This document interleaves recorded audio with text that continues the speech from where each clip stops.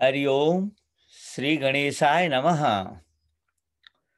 प्रातः स्मरामि गणनाथ मनाथ बंधुं सिन्दूरपूरपरिशोभितगण्डयुग्मम् उद्दण्डविघ्नपरिखण्डनचण्डदण्डम् आखण्डलादिसुरनायकवृन्दवन्द्यम्। प्रातःकालीन यो शुभ समयमा भगवान श्री गणेशलाई प्रणाम गर्दै स्मरण गर्दै वन्दन गर्दै आदरणीय मित्रहरू, थर्ड लाइट योगा अन्तर्गत हामीले झन्डै 2 वर्ष अघिदेखि कोरोना कालमा सङ्कटमा परेका धेरै नेपाली दाजुभाइ दिदीबहिनीहरूको कल्याणका निमित्त योग साधना प्रशिक्षण सञ्चालन गर्यौं। यसमा आदरणीय लक्ष्मण पन्थीजी जो हाम्रो नयाँ जेनेरेसनका गुरु गोरखनाथ कल्प हुनुहुन्छ, उहाँ लगायत आदरणीय सुरेश भट्टजी अनि अरू पनि धेरै थुप्रै मित्रहरू यसमा सहयोगी बन्नुभयो र धेरै नेपाली दाजुभाइ दिदीबहिनीहरूले यसबाट बेनिफिट पाउनुभयो। धेरै राम्रो यो सङ्कटकालमा पनि यस प्रकारको लोक कल्याणकारी काम गर्नुभएका योगीराज लक्ष्मणजी, सुरेशजी आदि सबै योगकर्मी मित्रहरूलाई मेरो धेरै धेरै वन्दना नमस्कार। र यो क्रममा हामीले हरेक शनिबार बिहान योग शास्त्रसँग सम्बन्धित केही विषयवस्तुहरूको व्याख्यान पनि क्रमशः मलाई मित्रहरूले अराए अनुसार पहिले पातञ्जलि योग सूत्र अनि त्यसपछि यो हठ योग प्रदीपिकामा हामीले क्रमशः हरेक हप्ता यहाँहरू समक्ष योग शास्त्रको विषयवस्तुलाई पस्किने प्रयास गर्यौं। र आज पनि म यसै सन्दर्भमा सम्भवतः हठ योग प्रदीपिका नामक पुस्तकमा आधारित भएर गरिने यो योग व्याख्यान प्रवचन श्रृङ्खलाको सम्भवतः यो अन्तिम श्रृङ्खला हो। यो हठ योग प्रदीपिकाको हामी अन्तिम खण्डमा पुगेका छौं र आजको यो कार्यक्रममा फेरि पनि सबै योग साधकहरूलाई, योगकर्मी मित्रहरूलाई, योगीराजहरूलाई, लक्ष्मणजीलाई, सुरेशजीलाई सबैलाई म फेरि पनि कार्यक्रममा स्वागत गर्छु। आउनुहोस् आजको कार्यक्रम शुभारम्भ गरौँ। हामी हठ योग प्रदीपिकाको चतुर्थ सेक्सन अध्याय च्याप्टर जे भन्नुस् मा छौं, जसलाई समाधि खण्ड भनिएको छ र यसको पनि हामीले अगाडिका 64 वटा 63 वटा श्लोकहरूलाई सुनिसकेका छौं। र समाधि जो तपाई हाम्रा लागि, हाम्रो सुख शान्तिका लागि या हाम्रो जन्म मृत्युको चक्रदेखि मुक्त हुनका लागि या आत्मा र परमात्माको योग अर्थात् मिलन गराउनका लागि अत्यन्तै ठूलो, अत्यन्तै महत्त्वपूर्ण सेक्सन हो यो समाधि नामको सेक्सन, यो च्याप्टर, यो अध्याय। र यसमा निकै गहिरा विषयवस्तुहरूको वर्णन छ।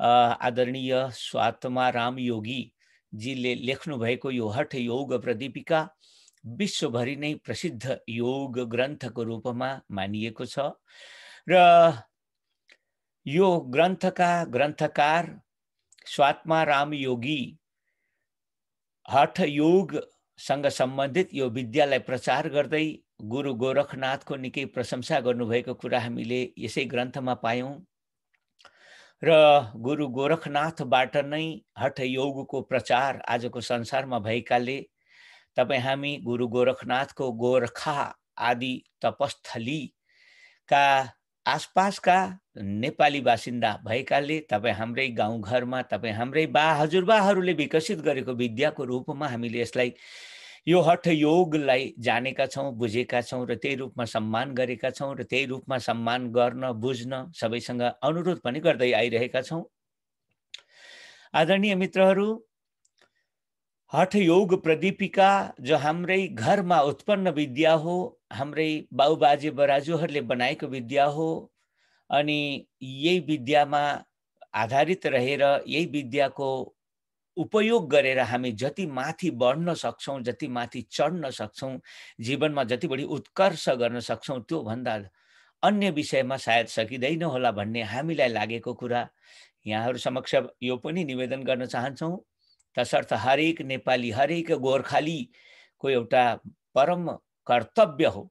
हाम्रा गोरखनाथजीले सिकाउनु भएको हठ योग जो आज विश्वले सबैभन्दा बढी रुचाएको सामग्री बनेको छ, यो योगमा ध्यान दिउँ, यो योगमय जीवन निर्माणमा प्रयास गरौँ र जीवनलाई साँच्चै नै यो जीवन पनि अत्यन्त सुखमय बनोस् र परलोकको जीवन पनि सफल बनोस्। यस प्रकारको शुभकामना यहाँहरू समक्ष राख्दै हठ योग प्रतिपिकाको अन्तिम सेक्सनमा अब हामी व्याख्यान आरम्भ गर्दैछौँ।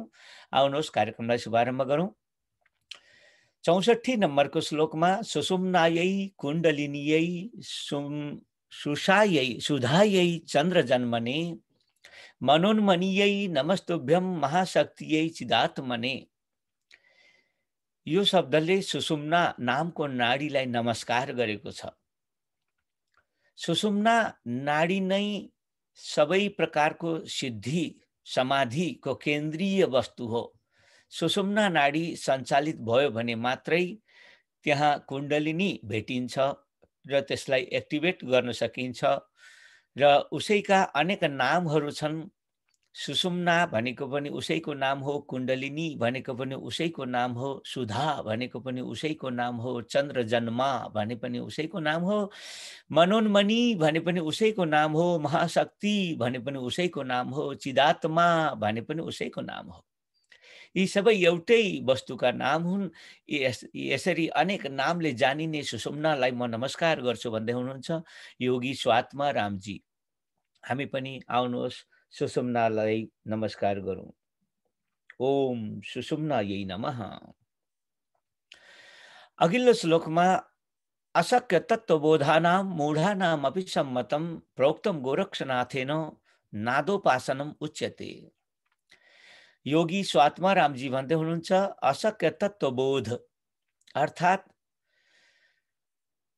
तत्त्वबोध गर्न नसक्ने मूढ अर्थात् कमजोर बुद्धि भएकाहरूका लागि पनि उनीहरूले पनि मान्न बाध्य यस्तो स्वयं सिद्ध तथ्य, त्यो तथ्य जो गोरखनाथजीले आफैले भन्दै हुनुहुन्छ त्यो हो नाद उपासना।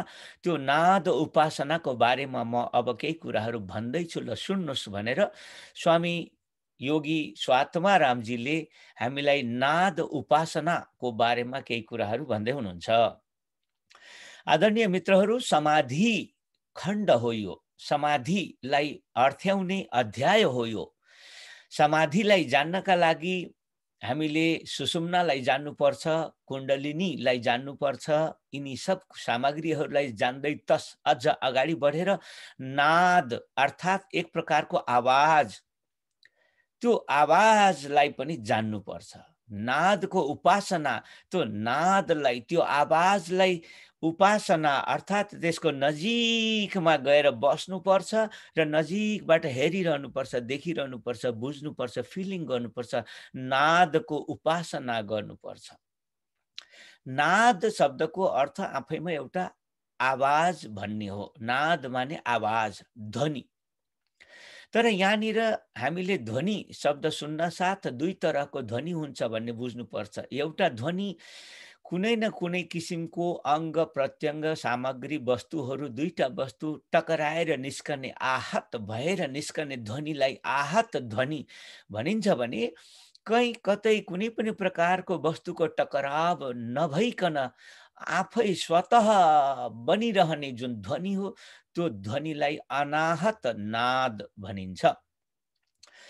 कहीँ कतै कुनै पनि वस्तु नटक्राइकन उत्पन्न हुने ध्वनि नै अनाहत नाद हो, जो हामीले सुषुम्ना नाडीलाई फिल गर्न सक्यौँ, जान्यौँ, बुझ्यौँ भने सुषुम्ना नाडीलाई फिलिङ गर्दै गर्दा त्यहीँनिर यो अनाहत नादको पनि अनुभव हुन आउँछ। यसका लागि हामीले केही यौगिक प्र्याक्टिसहरू गर्नुपर्छ। यही नाद उपासनाको बारेमा अब डिटेलमा विस्तारमा अघिल्ला श्लोकहरूमा वर्णन गरिएको छ। आउनुहोस् अघिल्ला कुराहरू सुनौं। श्री आदिनाथेन सपादकोटि लय प्रकारा कथिता जयन्ती नादानुसन्धान कमेकमेव मन्यामहे मुख्यतमं लयानाम। श्री आदिनाथ अर्थात गुरु गोरखनाथको परम्परामा जो नाथ नाथ चल्दै आएको छ, पशुपतिनाथ, विश्वनाथ, मुक्तिनाथ, जगन्नाथ, यी सबै नाथ जोडिएका सबै नाथ परम्परामा आबद्ध मानिन्छन्। र यी सबै आदिनाथ भन्नाले भगवान शङ्करजीले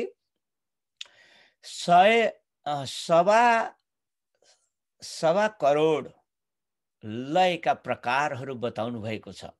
अर्थात हाम्रो जो चित्त विषय वस्तुको संयोगले बहिर्मुखी बनेको छ, बाहिरतिर चित्तको भ्रमण बनेको छ, यसलाई बाहिरतिरबाट विमुख बनाएर भित्रतिर लगेर आफ्नै स्वात्मामा आत्मामा चित्तलाई लय गर्ने, त्यसैमा हराइदिने जुन विधिहरू छन्, तीस्ता अनेकन विधिहरू मध्ये भगवान श्री शङ्करजीले 1.25 करोड त्यस्ता विधिहरू बताउनु भएको छ। ती सबै जयन्ती जिउँदैछन् संसारमा। ती अनेक 1.25 करोड लयका विधि, लय प्रकारहरू मध्ये नादको अनुसन्धान भनेको एकम एव मुख्यतमम, यो मुख्य हो, एक सबैभन्दा प्रमुख उपाय हो। हाम्रो चित्त जो इन्द्रियहरू मार्फत विषयमा आसक्त भएर बाहिर मात्रै भट्किरहने बनेको चित्त छ, त्यो चित्तलाई भित्र लगेर अन्तर्मुख बनाएर आत्मामा लय गराउने 1.25 करोड विधिहरू मध्ये नाद अनुसन्धान नामक विधि सबैभन्दा मुख्य विधि हो। तसर्थ आदरणीय मित्रहरू, यस प्रकारको नाद अनुसन्धानले नै हाम्रो बहिर्मुख भएको चित्तलाई अन्तर्मुख गराउँछ र हामी सदा सदाका लागि मुक्त बन्दछौँ, सदा सदाका लागि आत्मबोध गरेर अनि हामी जीवन शान्त पार्न सम्भव हुन्छ भन्ने कुरा यो श्लोकले संकेत गरेको छ। अघिल्लो श्लोकमा हेरौँ। मुक्तासने स्थितो योगी मुद्रां सन्धाय शाम्भवीं शृणुयात् दक्षिणे कर्णे नादम अन्तस्थमेकधीः। मुक्तासनमा योगीले बस्नु पर्यो। सहज सुन्दर आसनमा बस्नुस्। अनि त्यसपछि शाम्भवी नामक मुद्रामा शाम्भवी मुद्रालाई नै यहाँ मुक्तासन भनिएको छ।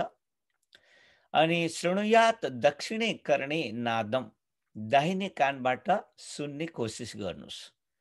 यो थ्योरी सिद्धान्त भनियो, त्यसलाई अझै विस्तारपूर्वक तल्लो श्लोकमा बताइएको छ। श्रवण पुट नयन युगल घ्राण मुखानाम निरोधनम कार्यम शुद्ध सुषुम्ना शरणौ स्फुटम अमलः श्रूयते नादः।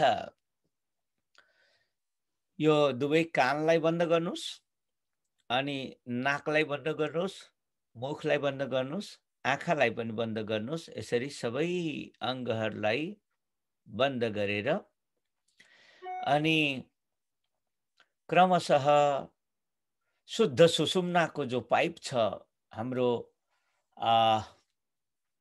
ब्याकबोन मेरुदण्डमा जो सुषुम्नाको प्रवाह भइरहेको छ, मेरुदण्ड सीधा शरीरको मध्यभागमा, यहाँ एक प्रकारको ध्वनि आफ्नै ढङ्गले चलिराखेको छ।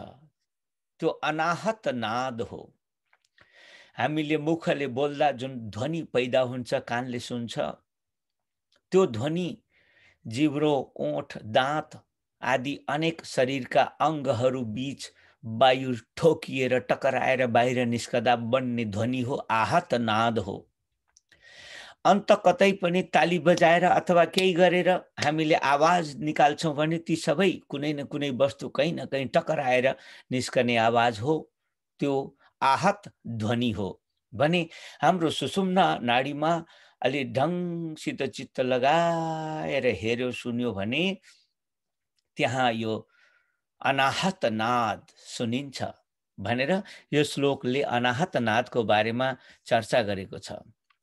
आदरणीय मित्रहरू, यसै गरी अघिल्ला श्लोकहरूमा पनि हेरौँ, हामीले आज यो प्रकरणलाई पूरा गर्ने धुनमा अलि चाँडो गर्ने पनि कोसिस गर्दैछौँ। तसर्थ आरम्भश्च घटश्चैव तथा परिचयोऽपि च निष्पत्तिः सर्वयोगेषु स्यात् अवस्था चतुष्टयम्। जब हामी नादलाई सुन्न थाल्दछौँ त्यहाँनिर पनि नादका अनेक कन्डिसनहरू छन्।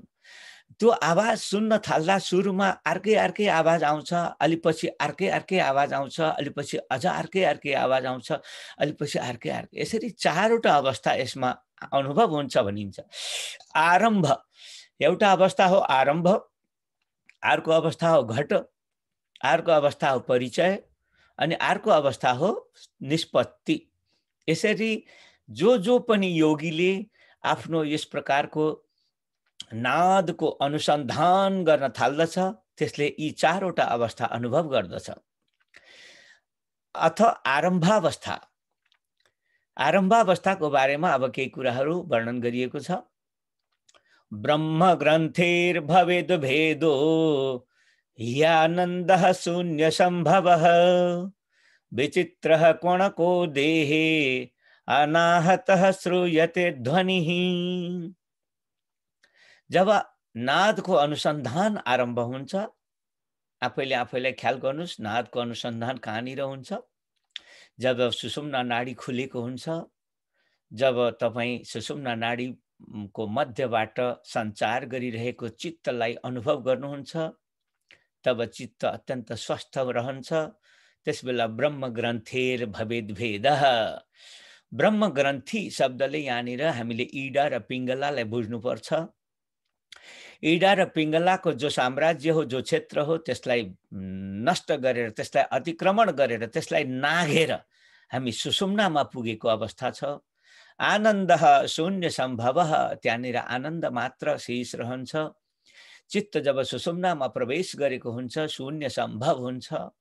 विचित्र कोणको देहे, विचित्र कोण, कोण, यस प्रकारको नाद, आवाज, कोण कोण कोण कोण, कोणको देहे अनाहत ध्वनि श्रूयते। एउटा विचित्र टाइपको कोण, यस टाइपको सुनिने अनाहत ध्वनि सुनिन्छ। यो आरम्भ अवस्थामा यस्तो सुनिन्छ। दिव्य देहश्च तेजस्वी दिव्य गन्धस्त्वरो गवान् सम्पूर्ण हृदय शून्य आरम्भे योगवान् भवेत्। योगीले जब यस प्रकारको सुषुम्ना नाडी भित्र चित्तलाई कुदाएर अनि इडा र पिङ्गलाको साम्राज्यलाई समाप्त पारेर अनि आनन्द अनुभव गर्दै शून्य सम्भव अनुभव गर्दछ, यो त्यो बेलामा योगीको लक्षण कस्तो हुन्छ भने शरीर अत्यन्त दिव्य देह बन्दछ। त्यो अब असामान्य अवस्थामा हुन्छ, अलौकिक अवस्थामा हुन्छ, तेजस्वी बन्दछ, दिव्य गन्ध, अनि उसको शरीरबाट दिव्य गन्ध अर्थात् मिठो वासना आउन थाल्छ। आरोग्यवान कुनै पनि रोग उसको शरीरमा रहँदैन। सम्पूर्ण हृदय शून्य, हृदयमा चित्तमा शून्यता बाहेक अरू केही पनि रहँदैन। आरम्भे योगवान भवेत्, आरम्भ नामको अवस्थामा योगीले यस्तो महसुस गर्छ। आदरणीय प्रिय मित्रहरू, यसै गरी दोस्रो अवस्थालाई घटावस्था भनिएको छ। घटावस्थाको वर्णन गर्दै अर्को श्लोकमा स्वामी योगी स्वात्मारामजी भन्नुहुन्छ, द्वितीयायाम घटीकृत्वा वायुर्भवति मध्यगः दृढासनो भवेत् योगी ज्ञानी देव समस्तदा। द्वितीय अवस्था जो घटावस्था हो, यसमा घटीकृत्य वायुर्भवति मध्यगः, यो हामीले नाकबाट सञ्चालन हुने जो प्राणवायुको एउटा रूप आकार हो, त्यो एउटा घैँटोमा भरिएको जस्तो वायु बन्दछ। वायुर्भवति घटीकृत्य, घैँटोको जस्तो एउटा डल्लो पारेको जस्तो टाइपको हामीले श्वास प्रश्वास जुन किसिमले गर्ने गर्छौँ, यो सामान्यतया पानीको बहाव जस्तो एउटा पाइप जस्तो भएर बगेको देखिन्छ। तर घटावस्थामा नादानुसन्धान गरिरहेको योग साधनामा साधकले घटावस्थामा पुगेका बेला यो घटावस्था भनेकै हाम्रो श्वास प्रश्वासको अवस्था एउटा घैँटोको जस्तो बनेर बसेको हुन्छ भन्ने कुरालाई सङ्केत गरिएको छ। दृढ़ासनो भवेत योगी ज्ञानी देवस्तदा देव समस्तदा। जब घटावस्थामा योगीको वायुको अवस्था सबै घटावस्था बन्दछ, त्यो अवस्थामा योगी अत्यन्त ज्ञानी बन्दछ अनि देवसम अर्थात् देवता तुल्य अलौकिक शक्ति सम्पन्न बन्दछ। विष्णु ग्रन्थे ततो भेदात् परमानन्द सूचकः अतिशून्ये विमर्दश्च भेरी शब्दस्तदा भवेत्। आरम्भावस्थामा ब्रह्म ग्रन्थ नामको ब्रह्म ग्रन्थीको भेद भएको संकेत गरिएको थियो भने यहाँ विष्णु ग्रन्थीको भेद हुन्छ भन्ने कुराको संकेत गरिएको छ। यहाँ के पनि बुझ्नुपर्छ भने ब्रह्म ग्रन्थी, विष्णु ग्रन्थी र रुद्र ग्रन्थी नामका तीनटा ग्रन्थीहरू छन् हाम्रो चित्तमा। त्यो तीनटा ग्रन्थीहरू कसरी प्रकट भएका छन् भने सारा विश्व ब्रह्माण्डका रचयिता परमात्माले आफूलाई संसारको रचना गर्नु छ भन्दामा सबैभन्दा पहिले एकबाट तीन रूपमा प्रकट गर्नुहुन्छ। एक परमात्मा तीन बन्दछ। तीन रूपमा बन्नु पर्दा त्यहीँनिर परमात्मा सत्वगुण, रजोगुण, तमोगुणको रूपमा प्रकट हुनुहुन्छ। यही सत्वगुणलाई विष्णु ग्रन्थी भनिएको छ भने रजोगुणलाई ब्रह्म ग्रन्थी भनिएको छ। यहाँ ब्रह्म ग्रन्थीको भेद हुने कुरा माथिल्लो श्लोकमा भनिसकियो भने यहाँनिरको श्लोकमा विष्णु ग्रन्थीको भेद हुन्छ भन्ने कुरा बताइँदैछ। घटावस्थामा, आरम्भावस्थामा, पहिलो अवस्थामा ब्रह्म ग्रन्थीको भेद हुन्छ अर्थात् रजोगुणको नाश हुन्छ। रजोगुणको नाश हुन्छ भनेपछि चञ्चलता जति पुरा समाप्त हुन्छ। अब विष्णु ग्रन्थीको द्वितीय अवस्थामा घटावस्था, द्वितीय अवस्थामा विष्णु ग्रन्थीको भेद हुन्छ। विष्णु ग्रन्थीको भेद हुन्छ भनेको सात्विक गुण, सत्व गुणको पनि समाप्ति हुन्छ। अब गुणहरूको समाप्ति भएपछि मात्र चित्त निर्मल सम्भव हुन्छ। चित्त निर्मल बन्नका लागि यी ग्रन्थीहरूको समाप्ति अनिवार्य हुन्छ। त्यही कुरालाई यहाँ संकेत गर्दै हुनुहुन्छ। विष्णु ग्रन्थेस्ततो भेदात्, द्वितीय अवस्थामा विष्णु ग्रन्थीको पनि भेद हुन्छ र सात्विक सत्व गुणको पनि समाप्ति हुन्छ। अनि परमानन्द सूचकः, अब परम आनन्दको सूचना या संकेत पनि त्यहाँनिर योगीले अनुभव गर्दछ। अतिशून्य विमर्दश्च भेरी शब्दस्तदा भवेत्। त्यहाँनिर अतिशून्य अवस्थाको सघन शून्यताको अनुभव हुन्छ र विमर्द अनेक आवाज पनि त्यहाँ संकेत, अनाहत नादको पनि त्यहाँ संकेत हुन्छ। त्यो अनाहत नाद यहाँनिर भेरी शब्दको रूपमा सुनिन्छ। भेरी भनेको जस्तो विवाह आदिमा हामीले एउटा सनै भन्ने बाजा बजाएको सुन्छौँ, सानो मुरली टाइपको, घुमेको टाइपको। अनि अर्को एउटा ठुलो लामो बाजा बजाएको सुन्छौँ, धुङ्कुरु धुङ्कुरु गर्छ। यो लामो जो ठुलो आवाज गर्ने यो आवाज हो, यसैलाई यहाँनिर भेरी भनिएको छ। भेरी आवाज त्यो अवस्थामा त्यहाँनिर घटावस्थामा साधकले श्रवण गर्दछ। त्यसै गरी अघिल्लो, त्योभन्दा अघिल्लो अवस्था छ परिचय अवस्था।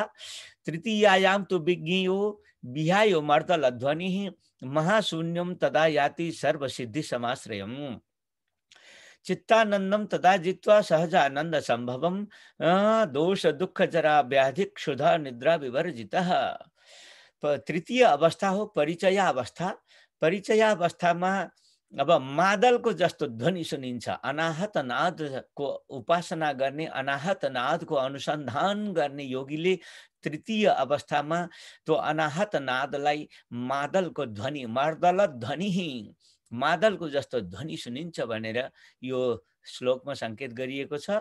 अनि महाशून्यम, यो अति शून्यबाट पनि अब महाशून्यमा प्रवेश गर्छ। चित्त चाहिँ महाशून्यमा प्रवेश गर्यो अनि सर्वसिद्धि समाश्रयम, महाशून्यमा प्रवेश गर्न साथ सर्वसिद्धिको समाश्रय हुन्छ, अर्थात् सबै प्रकारको सिद्धि समाधि घटित हुन्छ भन्ने कुरा संकेत गरिँदैछ। यसै गरी त्यहाँनिर समाधि सिद्ध भयो भने के चाहिँ भइहाल्छ त फेरि त्यसको फल कथन हुँदैछ।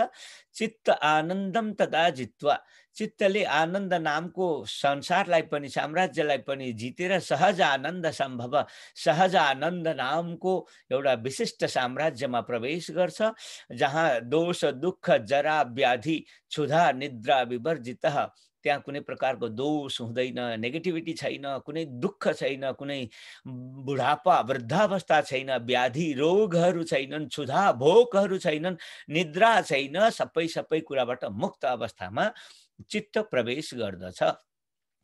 आदरणीय मित्रहरू, यसै गरी अब योभन्दा अगाडिको अवस्थालाई अन्तिम अवस्थाको रूपमा निष्पत्ति नामको अवस्थाको रूपमा यहाँ वर्णन गरिएको छ। रुद्र ग्रन्थिर यदा भित्वा सर्वपीठ गतो नीलः निष्पत्तौ वैणवः शब्दः क्वचित वीणा कणो भवेत्। अब अन्तिममा तमोगुण प्रधान रुद्र ग्रन्थिको पनि जब भेद हुन्छ, यो निष्पत्ति नामक अवस्थामा पुगेपछि, यो रुद्र ग्रन्थि पनि भेद भइसकेपछि तमोगुणको पनि सत्यानाश हुन्छ र सर्वपीठ गतो नीलः, हाम्रो शरीरमा विद्यमान त्यो जो वायु हो त्यो सबैतिर चाहिँ पुग्न सक्ने समर्थ बन्दछ। अनि त्यो अवस्थामा निष्पत्तौ वैणवः शब्द, वीणाको जो शब्द हो, वीणाको जस्तो आवाज निस्कन थाल्छ। कोण त वीणा कोणो भवेत्, वीणाको जस्तो कोण कोण कोण कोण यस टाइपको तारबाट निष्पन्न हुने ध्वनि जस्तो ध्वनि त्यहाँनिर हामीले अनुभव गर्दछौँ। आदरणीय मित्रहरू, यसै गरी अर्को अघिल्लो श्लोकलाई हेरौँ। अघिल्लो श्लोकमा भन्नुहुन्छ, एकीभूतं तदा चित्तं राजयोगाभिधानकं सृष्टि संहारकर्ता सौ योगीश्वर समो भवेत्। अब चित्त एक भयो, आत्मासित एकीभूतम, आत्मा र चित्त अब एक बने, अब दुईटा रहेनन्। राजयोगाभिधानकम, अब राजयोग बन्यो। योग माने जोडिनु, जोडिनु पनि राजयोग अर्थात् राजा किसिमको जोडाइ जोडिनु, अर्थात् सबैभन्दा उत्तम ढङ्गले जोडिनु, अर्थात् बहुत मजाले जोडिनु। यसरी जोडिनु कि बस फेरि अलग्गै हुन नसक्ने गरी जोडिनु, दुधमा पानी मिसिए जस्तै। सृष्टि संहारकर्ता सौ योगीश्वर समो भवेत्। अब यो यस्तो योगीश्वर बन्दछ कि सृष्टि र संहारकर्ता नै यो आफै गर्न सक्ने यस्तो दिव्य शक्तिमान योगी बन्दछ। अगाडि भन्नुहुन्छ, अस्तु वा मास्तु वा मुक्तिः अत्रैव खण्डितं सुखं लयोद्भवम् इदं सौख्यं राजयोगात् अवाप्यते। अत्यन्तै राम्रा, यति राम्रा मिठा श्लोकहरू छन् कि मित्रहरू, अब यसलाई सुनाउँदै जाँदा यति कुनै पनि लाइनलाई थोरै बोलेर अथवा चाँडो चाँडो स्किप गरेर जानु सजिलो छैन। हरेक श्लोकले अत्यन्त मिठा राम्रा कुराहरूलाई सङ्केत गरेकाले सबै कुरा भन्नु, सबै कुरा सुन्नु जस्तो लाग्ने खालका शास्त्रका कुराहरू छन्। अब हामीले स्किप गर्न सकेनौँ भने फेरि समयमा टुङ्ग्याउन पनि सक्दैनौँ। यस्तै यस्तै कस्तो कस्तो बाध्यात्मक अवस्था छ। हामी कोसिस गर्छौँ श्लोक यति राम्रा कुराहरू कन्टिन्यू बनिरहन सके राम्रो होला। यदि यो एउटै आजको कार्यक्रममा यो ग्रन्थ पुरा भएन भने बरु हामी अर्को हप्ता पनि यो ग्रन्थलाई पुरा गरौँला। तर राम्रा कुराहरू भए हुनाले मैले कुनै पनि श्लोकलाई स्किप गर्न सकिरहेको छैन। यो कुरा पनि यहाँहरूलाई सङ्केत गर्दैछु। अस्तु वा मास्तु वा मुक्ति, 78औं श्लोकमा स्वात्माराम योगीजी भन्दै हुनुहुन्छ, मुक्ति नामको चिज होस् वा नहोस्, गोली मार्नुहोस् मुक्तिलाई। मुक्ति मुक्ति भन्छन् नि त, मुक्ति के हो? सबै तरहको दुःखबाट मुक्ति नै मुक्ति हो। जन्म हुनु नै सबै तरहको दुःखको केन्द्र हो। जन्म भयो त दुःखै दुःख आरम्भ भयो। तसर्थ जन्म नै नहुनु मात्र यहाँ मुक्ति हो। जन्म मृत्युको चक्रबाट मुक्त हुनु नै मुक्ति हो। अनेक शास्त्रहरूले मुक्तिको बाटो बताए। यहाँनिर योगी स्वात्मारामजी भन्दै हुनुहुन्छ, त्यस्तो अनेक शास्त्रहरूले बताइएको मुक्ति कहीँ हुन्छ वा हुँदैन, जहाँसुकै जाओस्। अस्तु वा मास्तु वा मुक्ति, होस् वा नहोस्, मुक्ति भन्ने चिज होस् वा नहोस्, जेसुकै होस्। अत्रैव अखण्डितम सुखम, अखण्ड सुख यहीँनिर छ। जीवित छँदै मुक्ति तपाईले प्राप्त गर्न सक्नुहुन्छ। लय उद्भवम इदम सौख्यम, यो सुख यो मुक्ति लयबाट उद्भव हुन्छ, उत्पन्न हुन्छ। लय गर्न सक्नुहोस्, आफ्नो चित्तलाई आफ्नो आत्मामा लीन गराउन सक्नुहोस्, राजयोग बनाउन सक्नुहोस्। राजयोगात अवाप्यते, यही राजयोगले नै त्यो मुक्ति सम्भव छ, मुक्ति प्राप्त हुन्छ। आदरणीय मित्रहरू, यति राम्रा श्लोकहरूलाई व्याख्यान वर्णन गर्न पाउँदा हामीलाई पनि कता कता हामी पनि मुक्त भइहाल्ने रहेछौँ कि भन्ने जस्तो एउटा रमाइलो सन्दर्भ भावनाले मैले श्लोकहरूलाई स्किप गर्न सकिरहेको छैन। यसले समय धेरै लिनेछ, तर यो फेरि पनि राजयोगम अजानन्तः केवलम हठकर्मिणः एतान् अभ्यासिनो मन्ये प्रयास फलवर्जितम्। राजयोगलाई जसले जानेन, अर्थात् चित्तलाई आत्मामा लय गराउने यो जो राजयोग हो, समाधि नामको खण्ड जसले जानेन, केवलम हठकर्मी, खाली हात खुट्टा उचाल्ने अनि प्राणायाम गर्ने, हठ योग गर्छु म भन्ने भनेर मात्रै यो चाहिँ यस किसिमको जो मुक्ति अवस्था हो, परम सुख परम आनन्दको प्राप्ति हो, त्यो चाहिँ हुँदैन। उन्मनी अवाप्तै शीघ्रं भ्रूम ध्यानं मम सम्मतं राजयोगपदं प्राप्तुं सुखोपायोल्पचेतसां सद्यः प्रत्यय सन्धाई जायते नादजो लयः। यो सजिलो बाटो बताउँदै संक्षेपमा कुरा गर्दै हुनुहुन्छ। उन्मनी पहिलालाई सिद्ध गरौँ। हामीले अगाडि उन्मनीको बारेमा चर्चा गऱ्यौँ। उन्मनी भनेको मन नरहने अवस्था, अर्थात् हाम्रो प्राणायामद्वारा नै चित्तको लय सम्भव छ। त्यो कुरा हामीले अगाडि बताइसकेका छौँ। फेरि पनि उन्मनीलाई याद गरौँ। उन्मनी यदि हामी भित्र सिद्ध भयो भने भ्रू ध्यानम मम सम्मतम, उन्मनी अवस्थामा रहेर यो आज्ञा चक्र भ्रूको मध्यमा ध्यान गर्ने यो अभ्यासले राजयोग पदम प्राप्त सुखोपाय, यो राजयोगलाई पाउन सबभन्दा सजिलो उपाय हो। भ्रू मध्यको ध्यान गर्ने, उन्मनी अवस्थामा उन्मनी अवस्थाको साधना गर्ने। अनि सद्य प्रत्यय सन्धाई जायते नादजो लयः, यसरी गर्यौं भने सधैँ तुरन्तै सद्य अर्थात् तुरन्तै हामीले नादलाई पकडमा आउँछ र नादजो लय, नादले उत्पन्न गर्ने जो लय हो, चित्तलाई आत्मामा लय गराउने जो लय हो, त्यो चाहिँ तुरन्त घटित हुन्छ, सिद्ध हुन्छ, सहज हुन्छ, सम्भव हुन्छ। नादानुसंधान समाधि, नादानुसंधान समाधि भाजाम योगीश्वराणाम हृदय वर्धमानम आनंदमेकम वचसाम अगम्यम जानाति तम श्री गुरुनाथ एकः। नाद को अनुसंधान गर्दै, अनाहत नाद को अनुसंधान गर्दै समाधिमा पुगेका जो योगीश्वरहरू हुन्, उनीहरूको हृदयमा बढ्दै गरेको जो आनन्द हो, त्यो आनन्दलाई वचसाम अगम्य, मुखले बोलेर बताउन सकिँदैन। किनकि त्यो यस्तो आनन्द हुन्छ, यस्तो आनन्द हुन्छ, यस्तो आनन्द हुन्छ कि त्यो बोलेर बुझिने, सुनेर बुझिने चिज होइन। जानाति तम श्री गुरुनाथ एकः, नाथ गुरुले नै त्यसलाई जान्नुहुन्छ, अरूले जान्दै जान्दैन। कर्णौ पिधाय हस्ताभ्याम यम शृणोति ध्वनिः मुनिः तत्र चित्तम स्थिरीकुर्वत यावत स्थिर पदम व्रजेत। कानलाई बन्द गर्नुहोस्, अब त्यो ध्वनिलाई सुन्ने चेष्टा गर्नुहोस्, जो भित्र ध्वनि ध्वनित भइराखेको छ, अनाहत नाद। तत्र चित्तम स्थिरीकुर्यात, त्यसैमा चित्तलाई स्थिर राख्नुहोस्। यावत स्थिर पदम व्रजेत, जब तक चित्त साँच्चै स्थिर हुँदैन तब तक कानलाई बन्द गरेर त्यो नादको अनुसन्धान गरिराख्नुहोस्। अभ्यस्य मानो नादोयम बाह्यम आवृणुते ध्वनिम पक्षात विक्षेपम अखिलम जित्वा योगी सुखी भवेत्। यसरी यस प्रकारको नादलाई अनुसन्धान गर्ने जो अभ्यास, प्र्याक्टिस जसले गरिरहन्छ, त्यसले बाह्यम आवृणुते ध्वनिम, बाहिरको कान बन्द गरिदियो भने बाहिरको ध्वनिलाई रोकिन्छ। बाहिरको ध्वनि भित्र आउन पाएन भने भित्रको ध्वनि बुझ्न बल्ल सजिलो हुन्छ। त्यही भएर योगीले यसरी मात्र काम गर्नु, प्र्याक्टिस गर्नुपर्छ। श्रूयते प्रथमाभ्यासे नादो नाना विधा महान ततोभ्यासे वर्तमाने श्रूयते सूक्ष्म सूक्ष्मकः।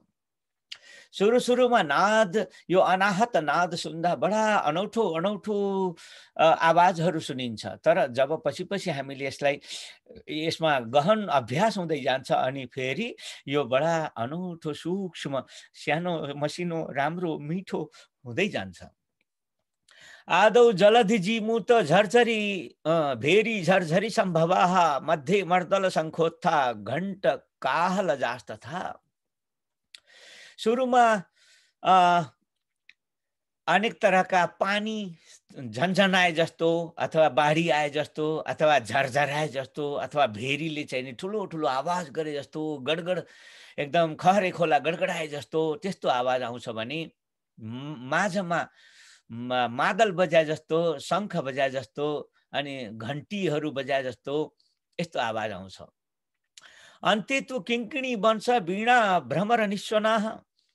अनि अन्तिममा फेरि त्यो किङ्किणी जस्तो वंश वीणा जस्तो बाँस बजाए जस्तो बन्सी बजाए जस्तो अनि वीणा बजाए जस्तो अनि भ्रमर भँवरा बजाए जस्तो अनि निस्वनाह अनि सुस्त सुस्त त्यो नाद पनि आवाज पनि हराउँदै गइराखेको जस्तो मसिनो मसिनो हुँदै हुँदै हराउने टाइपको भइराखे जस्तो इति नाना विधा नादाः श्रूयन्ते देह मध्यगा।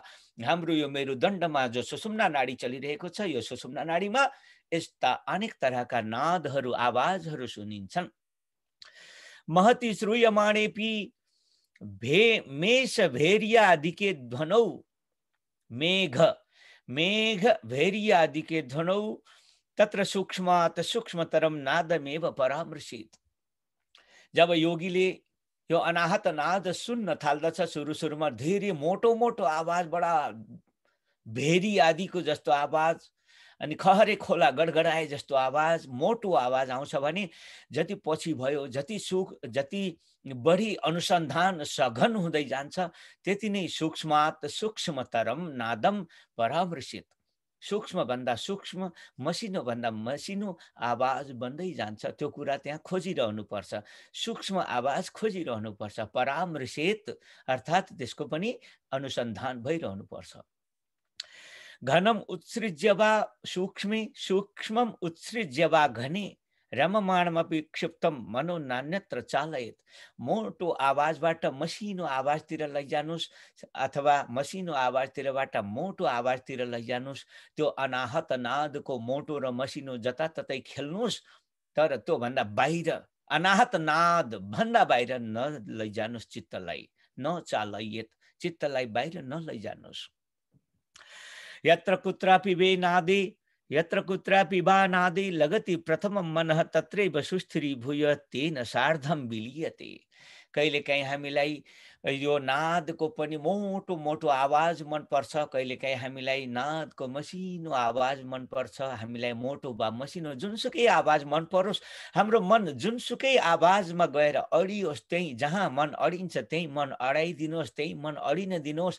त्यसलाई बुद्धिका बलले सारेर यता र उता नपार्नुहोस्। जहाँ चित्त स्थिर बन्न खोजिराखेको छ, जहाँ उसलाई बढी रमाएको आनन्द भएको अनुभव गरेको छ, चित्तलाई त्यही रमाएको अवस्थामा छोडिदिनुहोस्।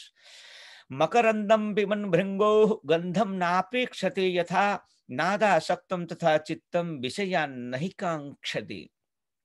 अब यो यस्तो अवस्था भएको छ, चित्त त्यो नादको मिठो आवाजले मस्त बनेको छ। चित्त एकदम लट्ठिएको छ त्यो आवाजसित। अनि मकरन्दम पिबन् भृङ्गो, जसरी मौरीले फुलको रसमा फुलको पराग सेचनमा परागलाई पिउनुमा जसरी एकदमै भुल्छ, संसार भुलेर त्यसको पान गर्दछ। गन्धम नापेक्षते यथा, त्यो फुलले मौरीले त्यो फुलको गन्धलाई कति पनि वास्ता गर्दैन, ध्यान दिँदैन, किनकि उसले खानेकुरा पाइराखेको छ, गन्धमा उसको ध्यान हुँदैन। त्यस्तै त्यो अनाहत नादमा आसक्त भएको योगीको चित्त पनि विषयान् नहि काङ्क्षते।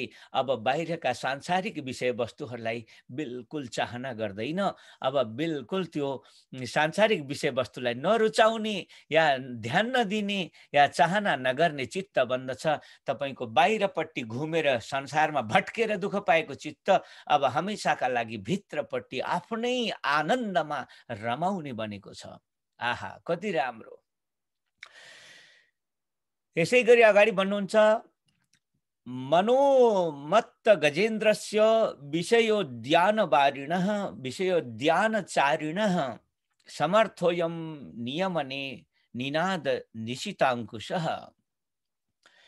हाम्रो चित्त सांसारिक विषयवस्तु आँखाले बाहिर हेर्नै खोजेका छन्, कानले राम्रो सुन्नै खोजेका छन्। यसरी हाम्रा हरेक चित्तले बाहिरका विषयहरूप्रति यति आसक्त बनेका छन्, हाम्रो चित्त यति आसक्त बनेको छ, हाम्रो चित्त मानौ बाहिरका विषय रूपी रक्सी खाएर, विषयको रक्सीले मातेर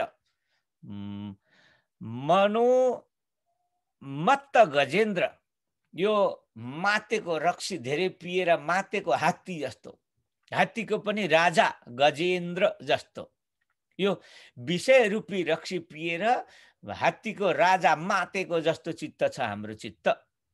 यस्तो विषयमा लम्पट भएको चित्त पनि समर्थोयम नियमने, यस्तो मातेको हात्तीलाई पनि नियमन गर्न, कन्ट्रोल गर्न, यसलाई शान्त गर्न निनाद निशिताङ्कुशः, यही अनाहत नाद नामको अंकुशले नै यो हात्ती कन्ट्रोलमा आउँछ।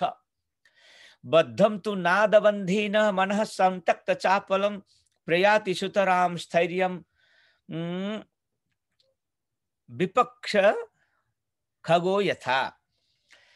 बद्धम नादबन्धेन, यो चित्त अब नादको बन्धले बाँधिन्छ। मनः सन्तक्त चापलम, यो मनले अब सबै चपलता चञ्चलता त्याग गरिसकेको छ। प्रयाति सुतराम स्थैर्यम, अब हमेशा हमेशाका लागि स्थिर बन्दछ। विपक्ष गह खगो यथा, जसरी तपाईले पिंजरामा थुनेको चरो अब पिंजराबाट मुक्त भयो, त्यस्तै विषयवस्तुबाट यो चित्त मुक्त भयो। सर्वचित्तां परित्यज्य सावधानेन चेतसा नाद एवानुसन्धेयो योग साम्राज्यमिच्छता। आहा, कस्तो राम्रो श्लोक आयो, मलाई अत्यन्तै मन परेको श्लोक आयो। योग साम्राज्य, योगको साम्राज्य हेर्नुस् त कहाँदेखि कहाँसम्म छ। यो हातखुट्टा उचाल्नेहरूको साम्राज्य, बाहिरको भौतिक साम्राज्य, यो त मामुली साम्राज्य, लौकिक साम्राज्य। यो भन्दा पनि विशिष्ट साम्राज्य अलौकिक साम्राज्य, जो चित्तभित्र पनि चित्तलाई पनि विषयवस्तुको आसक्तिबाट मुक्त गराएर शून्य महाशून्यमा विलय गराएर आत्मामा आत्मानन्दमा रमण गर्ने यो जो साम्राज्य हो, यो साम्राज्य असली साम्राज्य। यो समाधिस्थ हुने जो साम्राज्य हो, समाधिको क्षेत्र जो हो, त्यो नै असली योगको साम्राज्य हो। यो योगको साम्राज्य मा जसले प्रवेश गर्छ त्यो योगको सम्राट बन्छ। राजा हुनु त कति ठुलो कुरा, अझ सम्राट हुनु त कति ठुलो कुरा। योगको साम्राज्यमा योग सम्राट हुन चाहनुहुन्छ यदि भने सर्वचिन्तां परित्यज्य सावधानेन चेतसा नाद एवानुसन्धेयः, सबै कुराहरूलाई छोडिदिनुस्, नादकै मात्र अनुसन्धान गर्नुस्। एक मात्र नादको अनुसन्धानले तपाई योगको साम्राज्य भेटाउनुहुन्छ। योगको साम्राज्य भेटाउने बित्तिकै चित्तको त्यो विशिष्ट अवस्था पाउने बित्तिकै तपाई साँच्चै योग सम्राट बन्नुहुन्छ। राजा हैन, महाराजा हैन, सम्राट। त्यसैगरी अगाडि नादोन्तरङ्ग सारङ्ग वर्धने बागुरायते अन्तरङ्ग कुरङ्गस्य बधे व्याधायते पिच अन्तरङ्गस्य यमिनो बाजिनः परिधायते नादोपास्तिरतो नित्यम् अवधार्याहि योगिनः बद्धं विमुक्त चाञ्चल्यं नादगन्धक जारणात् मनः पारदमाप्नोति निरालम्बाख्य खेटनम। जब नाद अनाहत नादलाई चित्तले फिल गर्छ, चित्त त्यसमा मस्ती आनन्दको अनुभव गर्न थाल्छ, बाहिरका सबै विषय वस्तुप्रतिको आसक्ति त्याग गरिदिन्छ, अनि मनः पारदम आफ्नोति निरालम्ब, अब चित्त कुनै पनि अन्य विषय वस्तुमा आलम्बन लिँदैन, आधारित हुँदैन, आसक्त हुँदैन। अब धार्या हि योगिना, यही कुरालाई योगीले बुझ्नु पर्दछ। बद्धम विमुक्त चाञ्चल्यम नाद गन्धक जारणात्, अब सबै तरहको चाञ्चल्य हराएर गएको छ अनि नाद गन्धले त्यसैमा चित्त लटपटिएको छ। मनः पारदम आफ्नोति, मनले पनि पूरा पारद अर्थात् पार धेरै टाढासम्मको पनि देख्न सक्ने अनुभव गर्न सक्छ। अनि निरालम्बाख्य, अनि निरालम्ब बन्दछ, कुनै पनि विषयवस्तुप्रति आधारित हुँदैन। अनि खे अर्थात् ब्रह्ममा, अटनम अर्थात् पर्यटनम, अटन अर्थात् भ्रमण गर्दछ। नाद श्रवणतः क्षिप्रम अन्तरङ्ग भुजङ्गमः विस्मृत्य सर्वमेकाग्रह कुत्रचिन् नहि धावति। अब नादको श्रवण हुन थाल्यो भने अब यो हाम्रो चित्त सबै कुरालाई, संसारभरिका सबै थोकलाई बिर्सेर, विस्मृत्य सर्वम, सबै कुरालाई बिर्सेर एकाग्र एकमा त्यही नादको आवाजमा यति मस्त हुन्छ, यति मस्त हुन्छ, कुत्रचिन् नहि धावति, अब यो कहीँ पनि दौडिँदैन। काष्ठे प्रवर्तिते भन्ने काष्ठेन सह साम्यति, नादे प्रवर्तितम चित्तम नादेन सह लीयते। जसरी काठमा विद्यमान आगो भस्म भएपछि काठैसँग समाप्त हुन्छ, त्यसै गरी नादमा लय हुन लागेको चित्त पनि नादमै लय भएर हराउँछ। जसरी दुधमा पानी हराउँछ अथवा पानीमा दुध हराउँछ, त्यसै गरी एक बन्दछन्। घण्टादिनाद शक्तस्तम, घण्टादिनाद शक्तः स्तब्धान्तः, स्तब्धान्तकरण हरिणस्य प्रहरणमपि सुकरं स्थात् सरसन्धान प्रवीणश्चेत। यहाँ नादको अनुसन्धानमा जुन प्रकारले तपाईँ हामीले विषयवस्तुलाई जान्न बुझ्न अथवा विषयको त्याग गर्न सहज बन्दछ नादको अनुसन्धानले, त्यति राम्रो विषयवस्तुसँग चित्तलाई छुटाउन, अलग्याउन अन्य कुनै उपाय छैन। अनाहतस्य शब्दस्य ध्वनिर्य उपलभ्यते, ध्वनिरन्तर्गतं ज्ञेयं ज्ञेयस्य अन्तर्गतं मनः, मनस्तत्रं लयं याति तद्विष्णोः परमं पदम। वाह!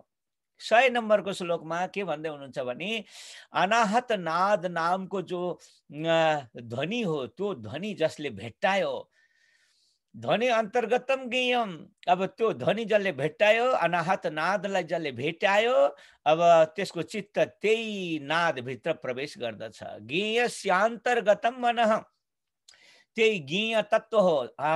यो अनाहत नाद नै परमात्माको नाद हो। परमात्माको नाद नै परमात्माको उपस्थिति हो, परमात्माको एउटा प्रेजेन्टेसन हो, परमात्माको सत्ता हो। त्यो सत्ता नै ज्ञेय हो, जान्न लायकको विषयवस्तु हो। त्यो ज्ञेयलाई जसले जान्यो, ज्ञेयका भित्र जसको मन चित्त प्रवेश गर्यो, मनस्तत्र लयम याति, मन पनि अब अनाहत नाद भित्र लय गर्छ।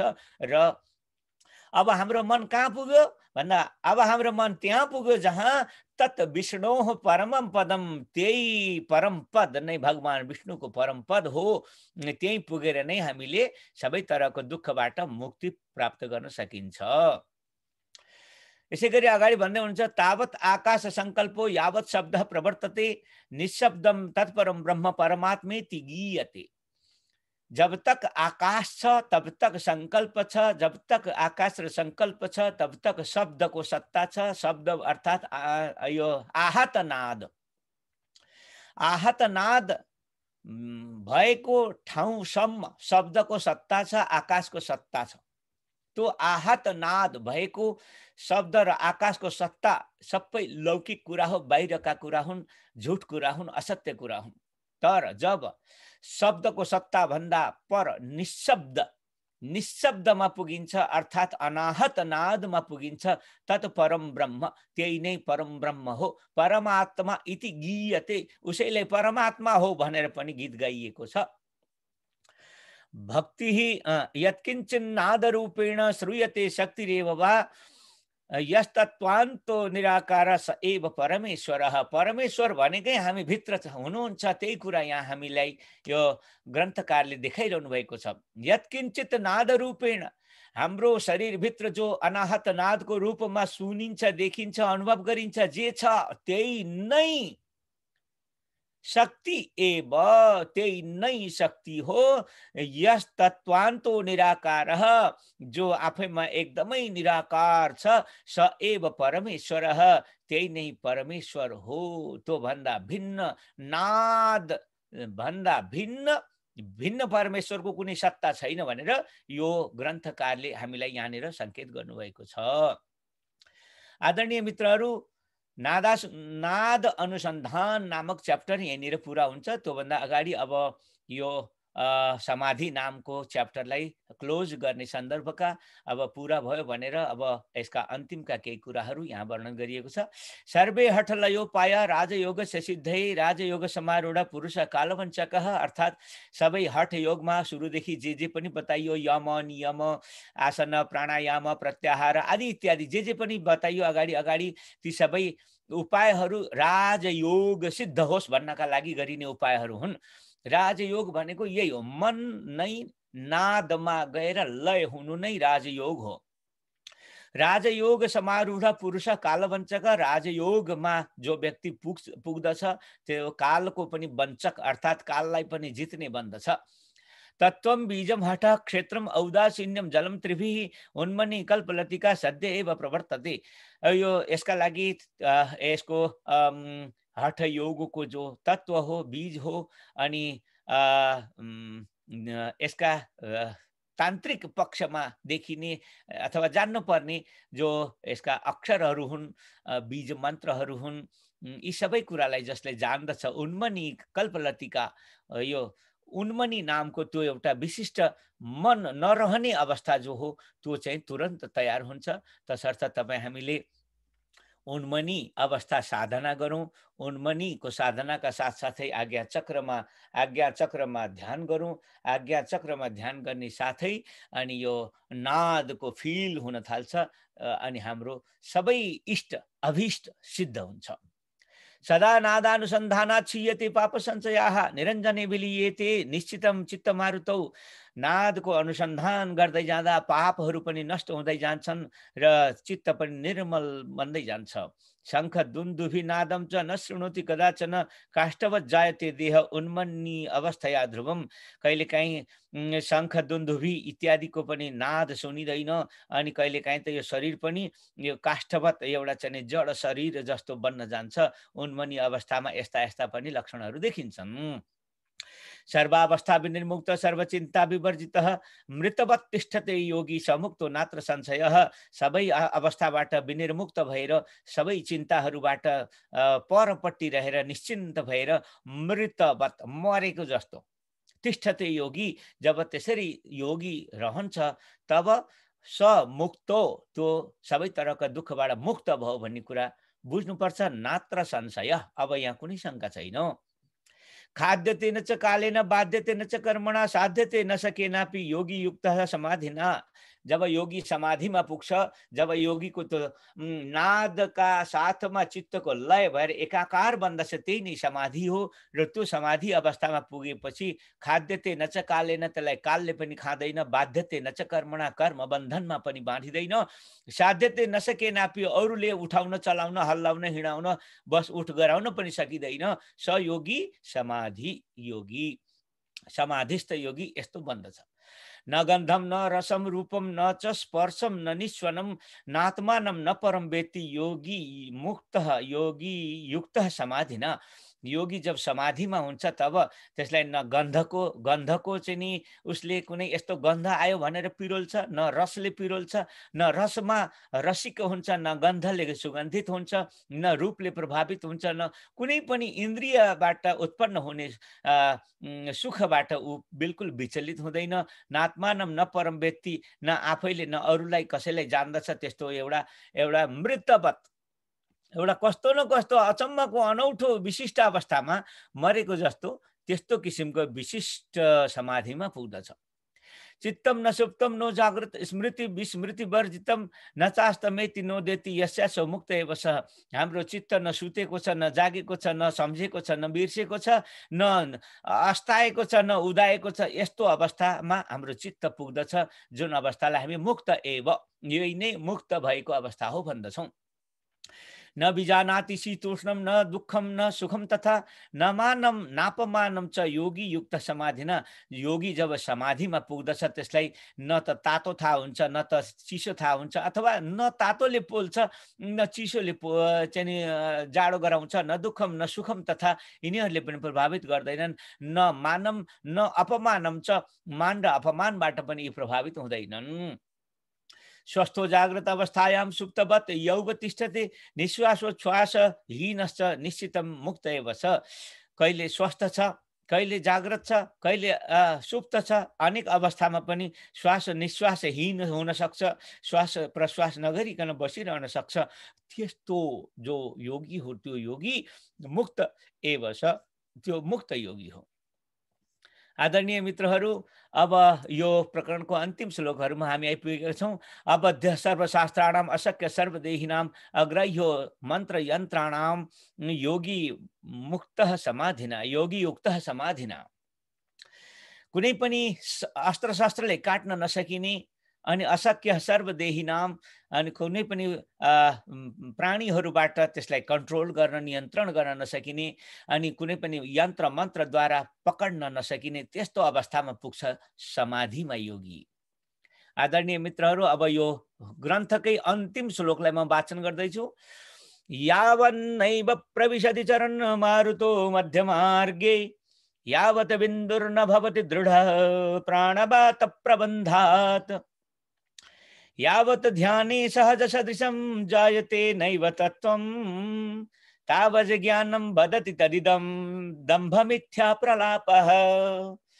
जब तक हाम्रो चित्त त्यो मध्य मार्गमा अर्थात् सुषुम्ना नाडीमा प्रवेश गर्दैन, यावत् बिन्दुर नभवति दृढ, जब तक हामी भित्रको वीर्य या बिन्दु या बल शक्ति सुदृढ बन्दैन योग साधना द्वारा, शरीर अत्यन्त सुदृढ जब तक बन्दैन तब तक यावत् ध्याने सहज सदृशम जायते नैव तत्त्वम, जब तक ध्यान गर्दा सहज अनुभव हुँदैन, सहजता अनुभव हुँदैन, अर्थात् जब तक त्यो चित्तलाई लय गराउन सक्नुहुन्न, तावत् ज्ञानम वदति तदिदम दम्भ मिथ्या प्रलापः, तब तक मलाई योग समाधि सिद्ध भो आदि इत्यादि भन्नुहुन्छ यदि भने त्यो दम्भ हो, मिथ्या हो, झूठ हो, बकवास हो, बेकार हो।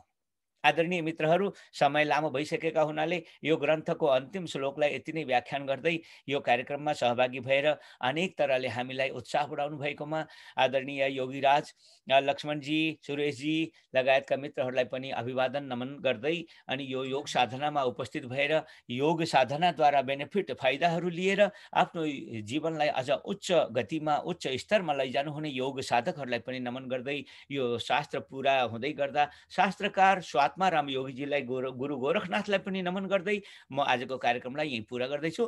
अब यति भन्दै आजको कार्यक्रमसँगै यो ग्रन्थ पुरा भएकाले आउनुहोस् अन्त्यमा पूर्णता मन्त्र पाठ गरौँ। ओम पूर्णमदः पूर्णमिदं पूर्णात् पूर्णमुदच्यते पूर्णस्य पूर्णमादाय पूर्णमेवावशिष्यते। ओम शांतिः शांतिः शांतिः। हरि ओम। जय हो।